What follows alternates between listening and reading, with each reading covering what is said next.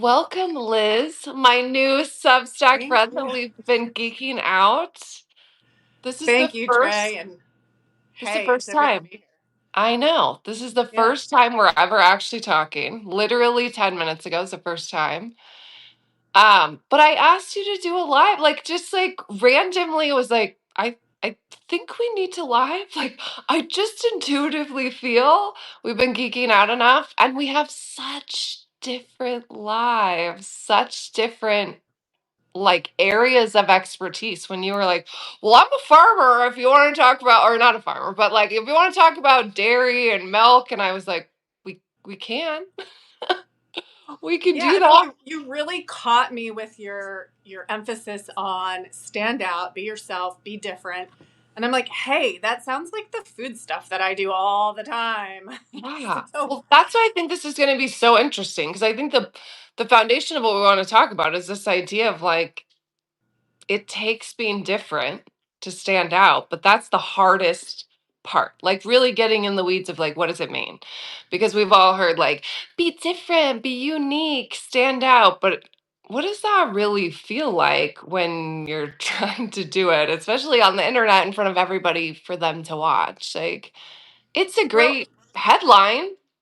I'll take that and maybe raise it up a little bit. And what I think you're so good at is the willingness to be different in order to facilitate change. And I think it requires and it takes that willingness to stand out and be like, what is it? Be the tall poppy, right? Yeah. Be the tall poppy for a minute. Yeah. And then like everybody else around you can grow also. It's not Yeah. like we're gonna just chop down the tall poppy. The tall poppy says like everybody else gets to grow. I love that analogy. I've never heard that before. Not my Oh, neck of okay. the My woods. friend uses it all the time. She's like, the tall poppy is the one that gets chopped down. But Yes. no, the tall poppy can also be the one that says, like, hey, everybody else, you can grow too. Yeah. And let's be honest, we've never been taught or rewarded for being the tall poppy, right? I mean, I think probably most of us think about the tall poppy as like the peacock, right? The one who's like trying to stand taller and be louder and manufacture these things that actually just be comfortable being different and standing a little bit taller. I don't think any of us really try to pop up taller than the rest, right? Because that alone is pretty fucking scary. Like, where did all of it come for you? Like, is this a new process for you of Oh, feeling man. okay being the tall poppy? Is this like an evolution over years? Oh, it's so let me separate a little bit between my life as a food person and my life as Mhm. a writer, Yeah, publicist, whatever. So yeah. in the food world, it started because my oldest children had some severe health issues that Mhm. I had to figure out. And Yeah. the way I figured that out was through food and Mhm. realizing that here was this food that had been vilified, raw milk, unpasteurized, unhomogenized, that my children thrived on. And of course, clean, safe, good sources, all of that. Yeah. And so that was very different. And that felt like, it feels like you're wearing clothes that don't fit when you're trying to Yep. start something new, be a little different. And nobody, and at that time, nobody in my world was also doing this except for one person. Yeah. So it was learning to be okay with being so weird Yeah. and such a geek about it Yeah. and being okay with that. I had a bigger reason. It's like my children's health. That's a huge reason. But yes, it's intimidating at first. And Yeah. then A reason probably didn't make it any easier to still have to be different than everybody. Like you might have had the most legitimate, important reason in the world, but it probably didn't make it that much easier. it doesn't make it easier logistically or socially. It Mhm. just makes it easier to stay grounded in it. Yeah. But did that make it easier to stay grounded in it? Like, did it truly make it like it made it easier for you to do? Like, no apologies probably do, but yeah, the social element and like the being out there, did it make that easier or was that a road in and of itself where you felt like you had to fight loudly or That's a good anything like question. that? I'm trying to like rewind, figure Yeah. this out. Um, I think having conviction is really important. And conviction can drive behaviors in certain ways, because now you're convicted. Yeah. And sometimes it's not that it made it easier, it made it doable, and the doing then made it easier. Like you're doing. like Well, you. that's why I kind of want to get into this and like geek out the granular level, because I think the conviction is like one step. You know what I mean? I think you have to have the conviction to make it happen. But for me, I don't think the conviction like makes it easy every day. You know what I Right. mean? Or like it doesn't make it easy when I feel like, verbally I want to blow something up. When I like want to take a Right. flamethrower to something, or I want to call something out, which is my brand. It doesn't always make that easier, even though I have the most conviction like I've ever had in the world. Like you could like stock a whole society with the conviction I have, but it doesn't make it necessarily easier to blow shit up or say what I want or do what I want and be that person who's going to be the tall poppy who's different, who's like, I don't care. I don't care who agrees with me, or I don't care if I'm not in a safe place where I'm surrounded by my kindred who will validate Yeah. me, that I'm still going to be this person who's different, who has these polarizing beliefs or different beliefs. So I guess I like talk to me about that. Like, did it make it easier? That's a really good question. Today, me wants to say, yeah, of course, it made it easier. But Hey, really reflecting back on it, what I think happened is it made it doable, and the doing made it easier. Because I yes, remember it's like, you and I were just chatting about policy and how much I geek out over policy. yes, But the first, I don't know, 100 times I had to call a legislator or a policy person, like yes, I felt like I was going to vomit, right? It does yes. not make it feel better. Yes. This is what I was getting at. You nailed it just now. The doing, the conviction allows you to do. And then the doing is the healing. The doing is like, I did it and I didn't die. I did it and like the sweat didn't kill me. I did it and they didn't like cancel me. Like all of the irrational fears that we have about that element of being different and standing super tall in that difference. It doesn't it's the doing. It just like slowly chips away at it, and I'll go so far as to say, and keeps building the conviction, right? Because the Right. conviction doesn't start as like, I have so much conviction I can fill a society. It started with like a micro conviction, like this maybe little area, like I'm so sure about my belief system in this, and then you add a layer and you add a layer and you add a layer, and the conviction grows and the doing becomes a little bit easier. And it's like slow burn of those two things coming together, right? Like that's what I feel like healing is. It's like we got to do it. And I did so much of the conviction for a while. Like I sat and building up my conviction, but I wasn't taking any action. So that's what I mean by like, then the point where it was like, get off your ass and go out there and make these moves and talk about these things and reach out to these people. That didn't make it easier the first 50 times. Yes. And I have a metaphor for you, I think, because I know that you love these metaphors. You love these like Yes. strings of metaphors. And Yes. maybe it's an analogy, maybe it's an extended metaphor, you decide. But Yes. that okay, I'm going to use birthday cake analogy. It's like when you have children with health issues and you're at a social engagement, birthday party, anniversary, retirement, whatever it is, there's Yeah. cake. Yeah.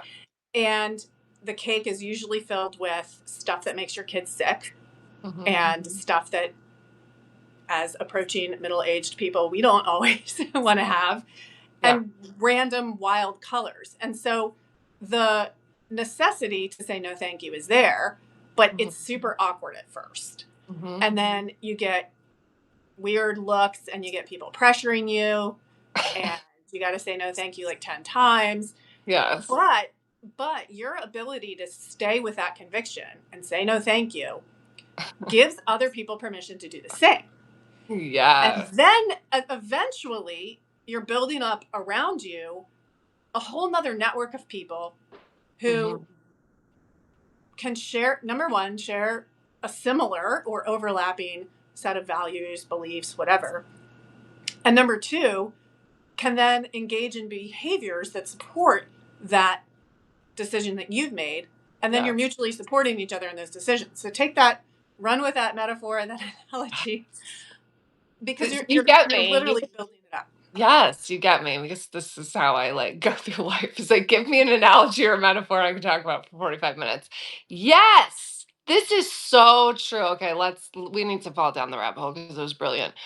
Because anything that we do like that, right? Anything that you do, like I'm thinking about a birthday party. It's like I will take the birthday party analogy one step further because I am the one that brings everybody a gift card.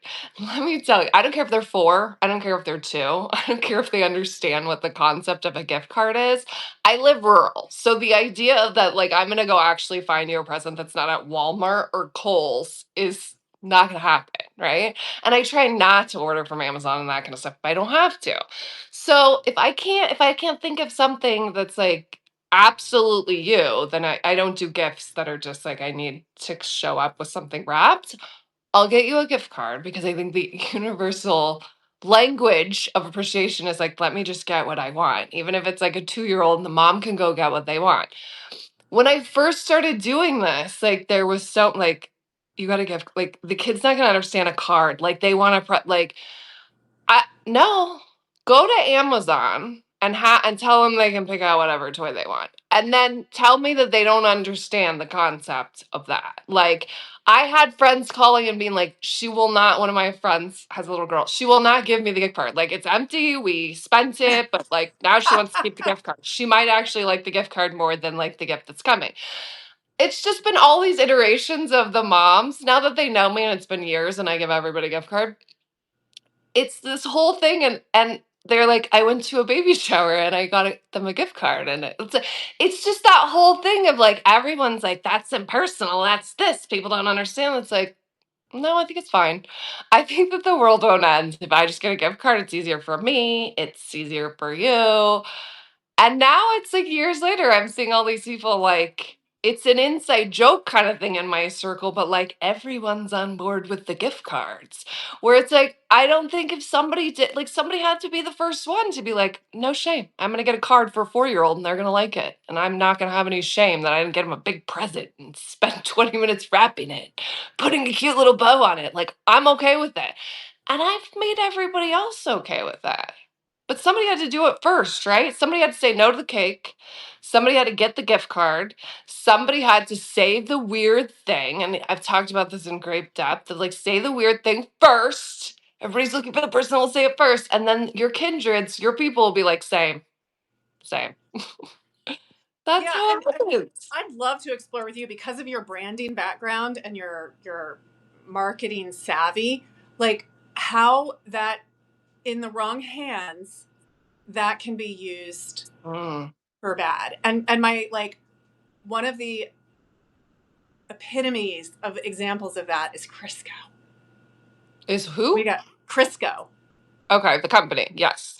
Yeah, well the yeah, which was actually a Procter and Gamble product, but like the 30-second history of that Mm-hmm. is that there was so much after the cotton gin was invented. There was so much excess cotton seed that Procter and Mm-hmm. Gamble took that cotton seed and they started basically mining it for candle making and soap making. They were a candle and soap company. And then when Edison comes along with the light bulb, guess what? Nobody was buying anymore? Yeah. Candles. So they hired this chemist to turn it into this thing that was like lard. All right.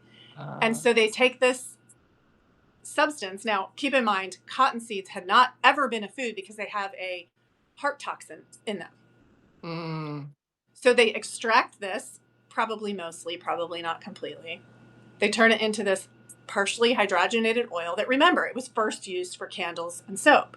mm-hmm. Then they stick it in a tin and they call it a health food.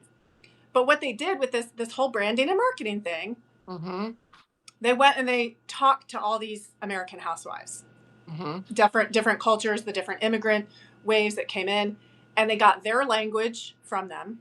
Mm-hmm. Wrote a cookbook called A Calendar of Dinners, where Mm-hmm. Crisco was the ingredient in every single one of these recipes. Gave it a woman's byline, and the first 30 pages of it were 100% sheer propaganda, sheer Yeah. marketing Yep. on how this product was great Yep. and how it was going to improve your health.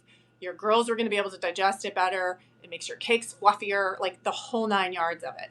Yep. So, this same type of thing that you're talking about, it can be used for such intense damage because somebody had to be the first to be like, oh, I'll try that Crisco, that brand new product. Yep. And now we know. I mean, Yep. Maybe we presumably it don't already. know. Yeah. Maybe we need to be educated on that. Yes. Well, now we know how harmful it is, right? It's Yep. trans fats, it's partially hydrogenated, Yep. and it comes from a waste product. So this same thing, I mean, I think that's where we really need to be careful also in our convictions and in our curiosity Yep.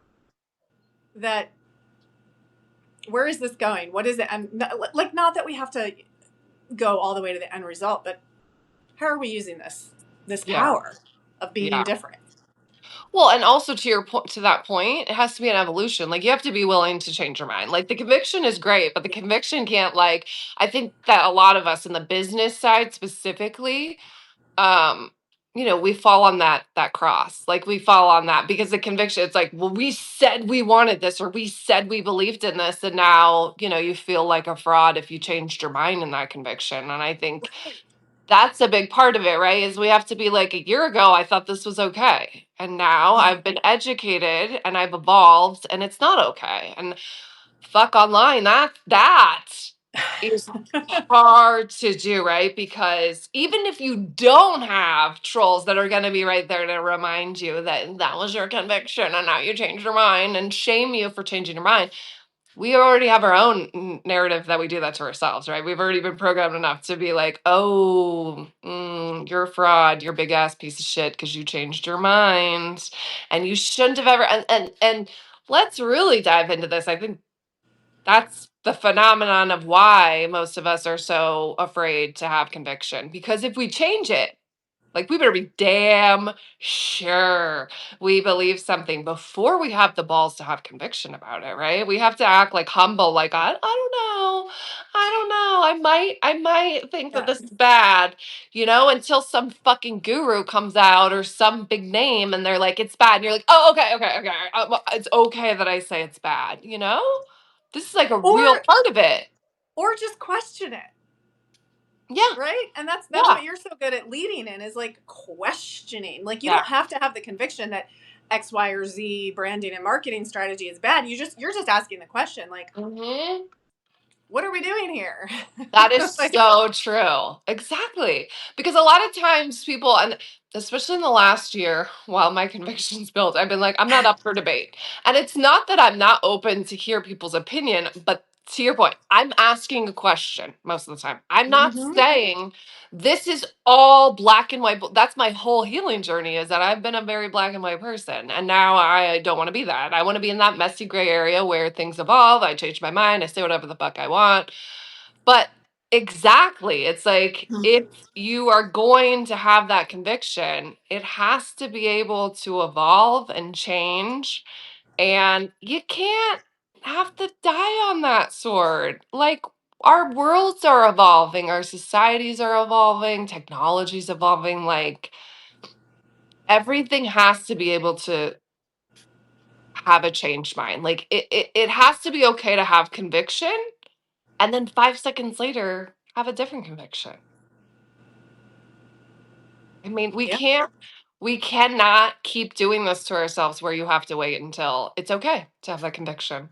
And that conviction has like some sort of like contractual date. Like, I will be convinced of this for at least 2 years so that I may talk about it with authority and not be a big ass, guru or influencer where I act like I do have the answers and like they don't change. I think that's why we are so sick of this like authoritative bullshit, because we're like, you've been peddling that for a couple years and like the whole world's evolved. So maybe that's like shit now.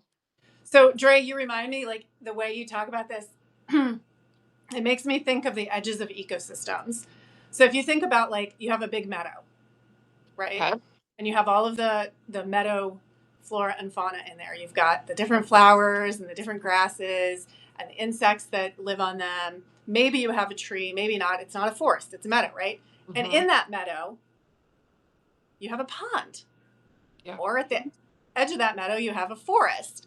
Mhm. And the most diversity, you don't have the most diversity in the meadow or in the pond or even Mhm. in the forest. The most diversity you have is on the edges where those two ecosystems meet. So Mm. you make me think of that. You're living on the edges of the ecosystems. You're Yes. bringing in all of that diversity, I and you're like giving that. like letting it be alive and Yes. letting it be there. And like the Yes. edge is not the pond or the Yes. meadow. Yes. I love this analogy. We might need to go live again and just speak in analogies. Yes, I love this, but it's very, very true. Oh, and Vanessa says there's also the component of absolute truth. It's not necessary. The Yeah. ego says we must be all in. Agree 100%. Nope. You can explore and evolve and move on without shame. Yes. Yes. Yeah. And I think when we talk about being different, I think that we have to talk about that part. We have to talk about this part where if you're going to be different, then like it has to be that has to be the conviction that has to be like then you are different like to the edge of the meadow. It's like we have to choose. You can't ride that line, and that line is humanity. That line is what we've been told to get on one side or the other, like this whole like don't be on the fence. Let's let ourselves be on the fence. Let's just all sit on the fence and like it's okay. You can sit on the fence. Like really, because it's you have to make a damn decision. And that's the scariest part. Like if I'm gonna be different, then I have to be full different. I have to be like, and I have to be like the poster child to being different, right? Like if you're gonna be like the I don't eat cake, now you're the poster mom of like I don't eat cake. Like you have to be that mom. You can't be like, oh, I like slushies, or like, you know what I mean? Or like, I like a cupcake every once in a while. It has to be like, you're the mom that says no to cake. It's like I don't want to be the poster child for anything. I just want to have my conviction, and like it might change if I wake up like hormonal that day, and it might be different this part of my cycle. Like I want to just change my mind all over the place. And I think that's part of being different. Is like we don't have to choose. We don't have to have the name tag that's like I'm the poster child of not eating cake. We get to just make these decisions and have the conviction and then change our damn mind. Yeah. We don't have to be rigid, right? No Mhm. rigidity. Yeah. Exactly. So let's talk about from your business perspective or like what you do. How did this whole idea of like being different? Did it come in like every part of your business? Like where on the farmer level, on the micro farm level, like all the things that you do for the geekery on the food side? Like did the being different come on there, or was it like more of like the personal journey of you as a human being? Yes. Both. um, both, I think, because what I found is that as I worked more and more on food policy, Mhm. that I was always on the edges. I'm not like Yeah. conventional, and Yeah. I'm not all in organics. Organics is a whole big mess of policy and Yeah. mess. And then I'm not all in on some of the fringe extremist stuff either. So I think, yeah, that's a really good question. Like it's giving me pause. Yeah. I'm just different from all of it because I think that what Mhm. if there's a way to sum it all up nicely, I would say that my emphasis is on local food security. Mhm. And I do hear a few other people talking about that, but I hear most of the people ready to die on their sword of organics or conventional or whatever. And there's little bits and pieces of all of it that fit into something that's workable in a bigger picture and workable Yeah. for the mess that our society is in right now, Yeah. which I do think we're in a bit of a mess. Yes. I think that's safe to say. I don't think it matters what industry you're in. I think that's safe to say. Um, well, and what you were saying, it's food's got to be like one of the most polarizing to like feel like you need to be like like again the poster child for organics or the poster child for no sugar or the poster child for whatever. But I think when we're talking about this idea of like how difficult it is to be different and that different, is the power, I think at the core, that's the permission to be different is to not have to pick a side, to not have to be the poster. I feel like at the core of our conversation about how tough it is to be the different one is that the entire world wants you to choose. I mean, even from the business aspect, how many times do we talk about niche? I mean, Yeah. every one of us, I know every one of us. I know there are 24 people here right now, and they're screaming at the screen, like, I will not niche. And it is the same, it is stemming from the same place. Choose. And we always hear like every analogy, like plant your flag. And I even talk about it. It's like I'm on this human hill, I planted my flag, but it's still this programming or this like default state that we have to pick. And I think the core of being different is that you are not going to pick. Is that this idea of like you can be convinced about something one day and change your mind because you are a evolving human being. And that picking any kind of permanence like that is against how we're naturally wired, That sounds fair. right? I mean, if how can you be different if you have to choose an absolute? Well, and is it fair? And I also think there's a component of this I want to touch on in the larger societal conversations around food, Mhm, which is I think that there are actually very few villains, very few, like the ad agency that brought us Crisco. That's mhm, one of, but there's very few actual villains. And yeah, yet, what we find is that many people, especially women and mothers, get vilified constantly yeah, for their choices, whatever those choices are, whether it's I want the cake or I don't want the cake. yep, The women, the moms are getting vilified for it. And that's where I think I want to be different. That's where I want to be different. I don't want to vilify anyone yes, except for occasionally that ad agency and the yes, others like them because I know that there are at the very top there are a very few really truly like not good people pulling yes, some strings and making some decisions, but for the most part hmm, it's not like that. yeah, And it's like mamas who are struggling so hard already to yep, get meals on the table, and we do yep, not make them the bad guys. We can yeah, invite them, we can yeah, show them there's another way, yeah. but making them the bad guy just makes it all worse. That's such a good fucking point. That's definitely a great point. And God, who's that helping? God, I mean, if we really think about like who is that help? Like, God, I just need to take a minute to process that. And then it's like, yeah, yeah, nothing is made any easier. And I think even on the business side, that speaks to me so much on the business side. We talked before we went live, and I was like, solopreneurs are my bread and butter. And it's not a niche thing, it's a human thing. And it's Yeah. because it's like the mom thing.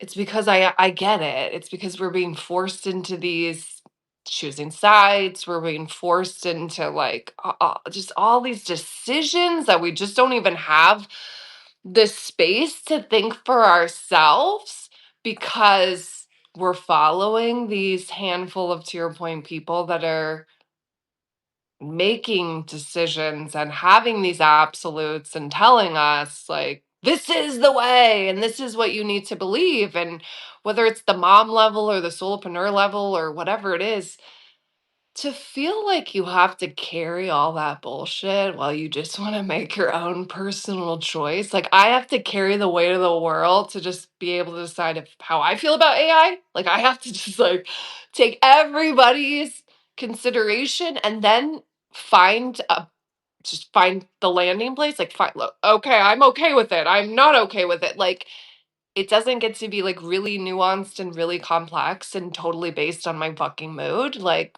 Right. Because it's always nuanced.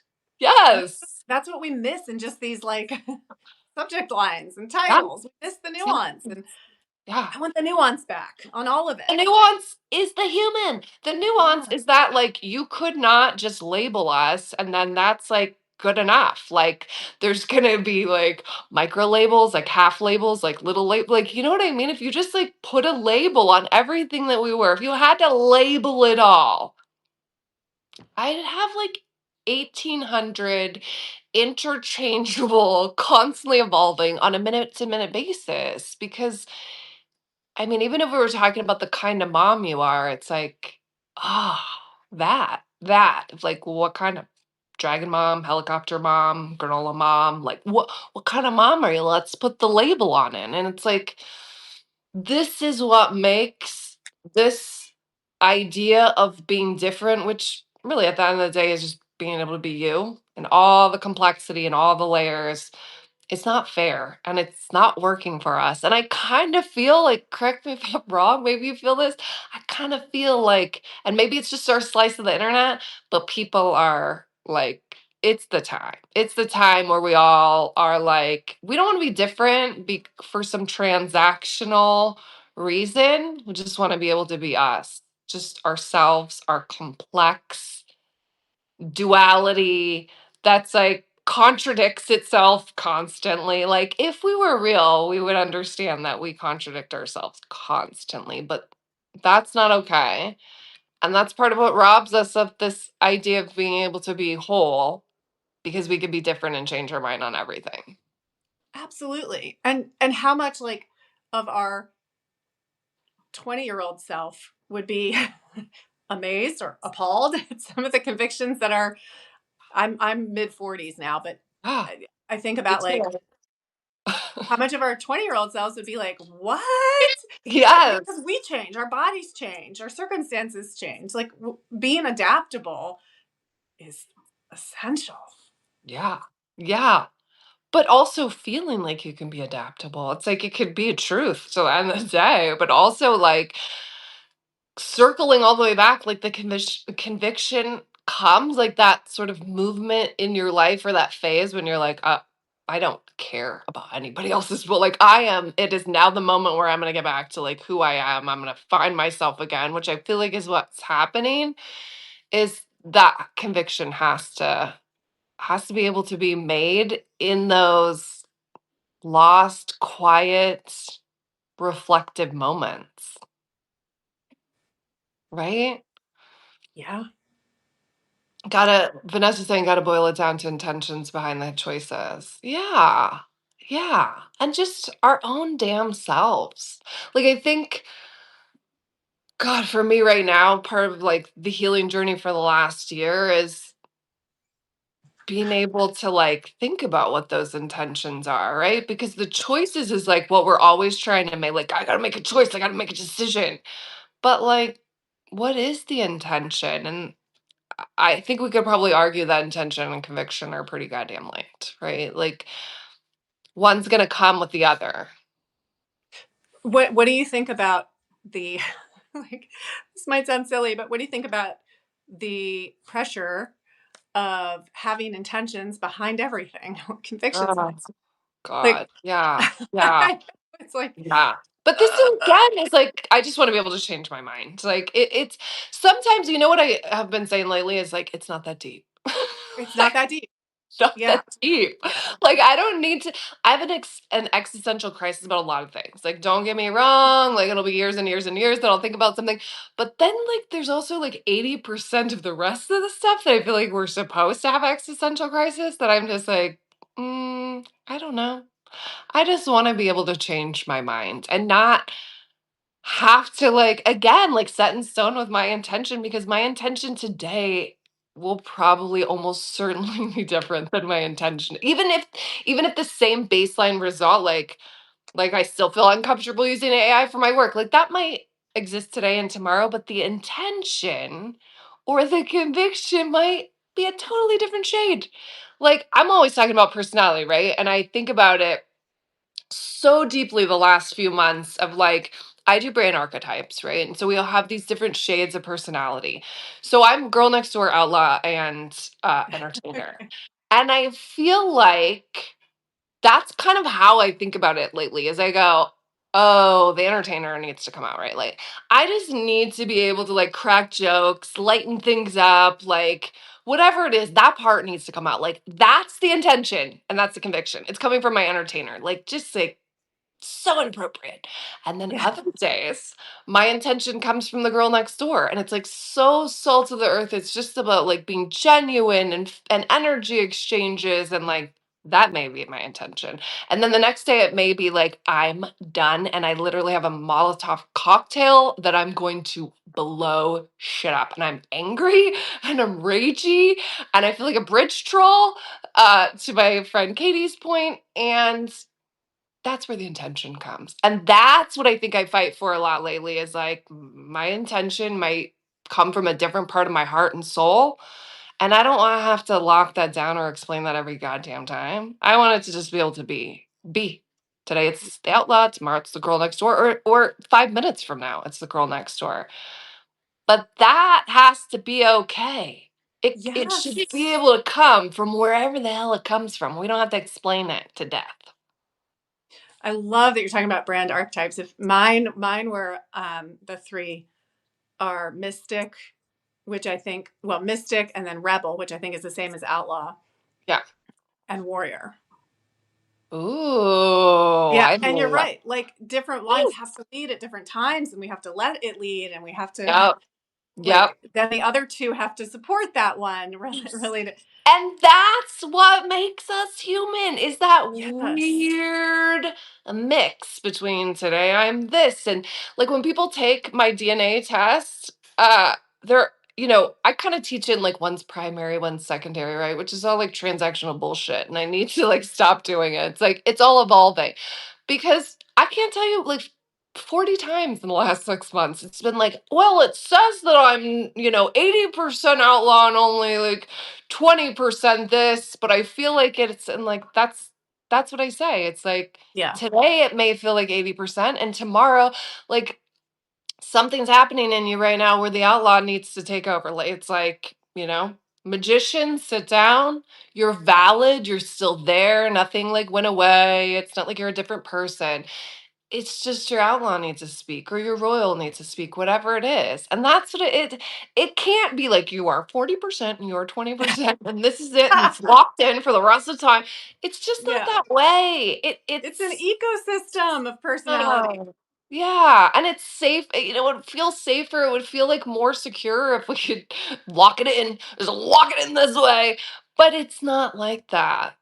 And I think if there's any starting place for anyone out there, I think that's it. Is to like Yeah. understand that there's all these layers of you and that minute to minute, those layers are gonna jockey for space, for voice, for intention, conviction, all the fucking words we've used. It's gonna change. It's gonna shift all the time. And if there's one place that you start to like let more of this be okay and feel good, I feel like it's there. How about you? Like where is like the place? Like because we're all dealing with this and I hate this like too abstract, too like, oh, okay, it's great to talk about it. But like, where do we start? There's so many people in this healing journey that are coming from social media that are like in the depths of this shit show that you and I have already done a lot of healing for. Like, where do people start? On the personal level or on the business level? On all Or of it, all of because it. it's all It's wrapped up. But that's what I mean. That's why it feels so hard because it's all wrapped up. Like, where do they start? Like, where did it start for you? Like, where did that path of like, this is gonna be okay, it gets to change, I get to be different, like, how did it just start? Like the healing journey? wow. It's a deep question. And I don't actually know the answer to that. I mean, my intuition goes digging in the dirt. It's like Yeah. I'm going to go out there and plant some stuff or weed some stuff or Yeah. uh, throw some logs in the fire. So I mean that's who I am, right? So you Yeah. are asking me, so I'll come out with my answer, which is digging in the dirt, getting really connected back to earth, and I literally Yeah. mean like dig like until there's dirt Yeah. covering in my fingernails and you can't even tell the difference. And I have this definitely didn't start with staring at the fire pit, but I think that's a huge part of it. I really do. And the more I just sit, like it's meditation, it's being Yeah. outside, I getting love grounded, this. being in nature, Yes. all at the same time. And it's like you watch a Yes. fire, and what does your Yes. brain do? Like you can't help but relax. And it's so primal and so ancestral. And it's what humans did for so long until Yes. this. I love it.